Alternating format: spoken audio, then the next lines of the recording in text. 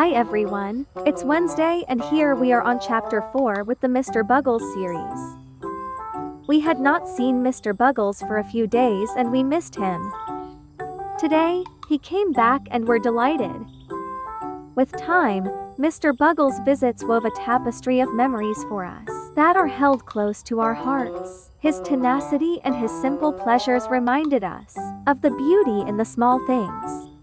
The yard, once just a patch of green, had transformed into a stage where the enchanting tale of Mr. Buggles played out each time he visits. Enjoy the rest of the video.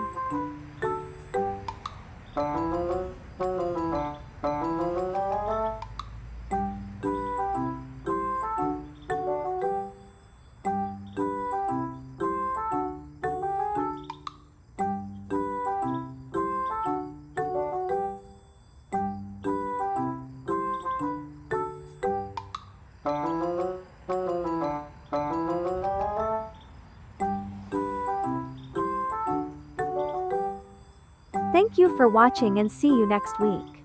Don't forget to like, share and subscribe. We really appreciate it.